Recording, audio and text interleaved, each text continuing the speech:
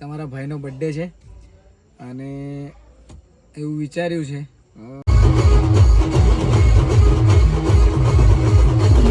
લોકોની હેલ્પ કરીએ, જેમને જરૂરમંદ લોકો છે એમને સાથે મળીને હેલ્પ કરીશું.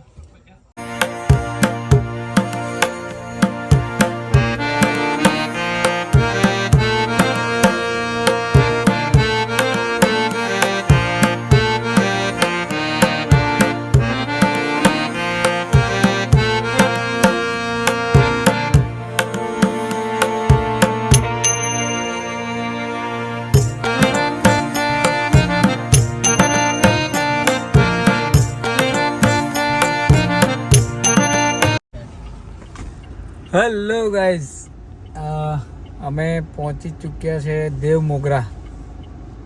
અને દેવ મોગરા અમે ફરવા માટે નથી ગયા, અમારે ત્યાંથી જાન આવી છે. દેવ મોગરા જાન આવી છે એટલે અમે ફરવા નથી ગયા, જાનમાં આવેલા છે. તો જઈએ છે સીધા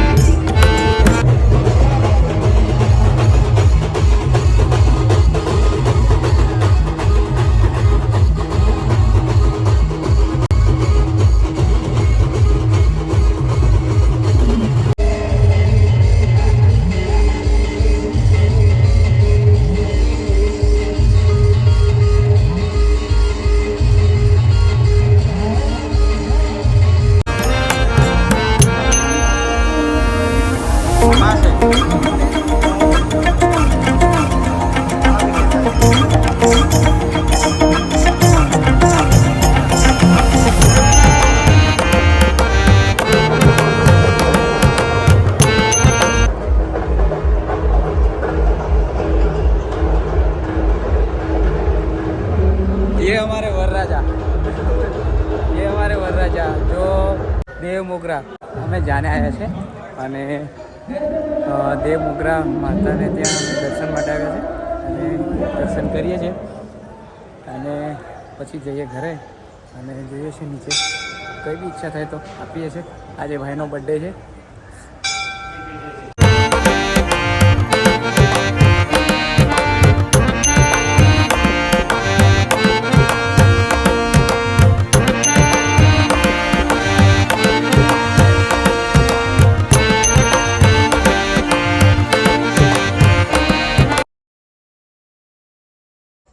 તો દોસ્તો ફાઇનલી અમે દેવ મોગરા યહાં મોગી માતાને ત્યાં દર્શન કરી આવ્યા અને ત્યાંથી જ 5-10 કિલોમીટર હતું જ્યાં અમારે જાન જવાની હતી. કવાંટથી છેક દેડિયાપાડા દેવ મોગરાથી પણ આગળ જાને ગયા હતા અમે અને લાડી લઈને આવ્યા. અને આજે તમારા ભાઈનો બર્થડે છે અને એવું વિચાર્યું છે પણ આજે આખો દિવસ ડ્રાઈવ કરી છે એટલે વિડીયો બનાવવાનો ટાઈમ મળ્યો નથી.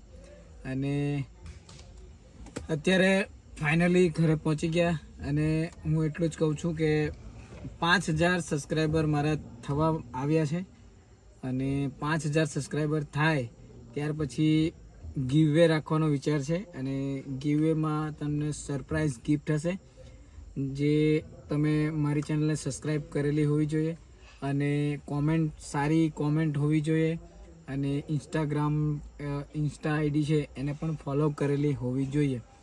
અને સરપ્રાઈઝ ગિફ્ટ છે અને 5000 સબસ્ક્રાઈબર થાય ત્યાર પછી પણ આપણે એક વિડીયો લઈને આવીશું.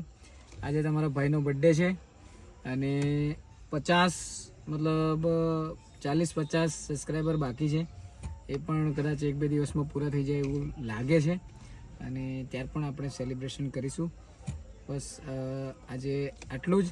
અને આજે વિચાર હતો કે યહાં મોગી દેવ મોગરા મંદિરની બહાર કોઈ પણ હોય જો ગરીબ નીચે બેઠા હોય કોઈ માંગતા હોય એમને કંઈક ગિફ્ટ આપવાનો વિચાર હતો.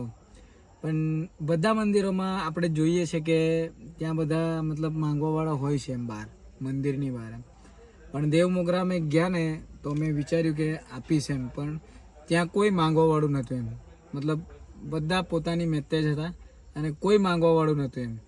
આ પહેલું એક એવું મંદિર મને લાગ્યું કે જ્યાં મંદિરની બહાર કોઈ માંગવાવાળું નથી એમ. આટલું મોટું મંદિર હોવા છતાં મંદિરની બહાર કોઈ માંગવાવાળું નહોતું એમ. બસ ગીવે આપણે રાખવાનો છે, તો બધાએ ચેનલને સબસ્ક્રાઈબ કરો અને ઇન્સ્ટા આઈડી પર ફોલો કરો અને સરસ એવી કોમેન્ટ કરો. આપણે સાથે મળીને લોકોની હેલ્પ કરીએ, જેમને જરૂરમંદ લોકો છે એમને સાથે મળીને હેલ્પ કરીશું. અને તમે પણ હેલ્પ કરવાનું ચાલુ કરી દો, જેથી તમારો પણ ગ્રોથ થશે. ભગવાન આપણને આપે જ છે, પણ આપણે પણ સારા કામ માટે આપણે આપણો પૈસા વાપરવા જોઈએ. બસ આ વિડીયોમાં આટલું જ. ફાઇનલી ઘરે આવી ગયા છે, સાંજે 9 વાગ્યા છે. હમણાં મતલબ વિડીયો અપલોડ કરીએ છીએ ફટાફટ, જેવો બન્યો એવો. બસ પૂરો વિડીયો જોજો. નમસ્કાર.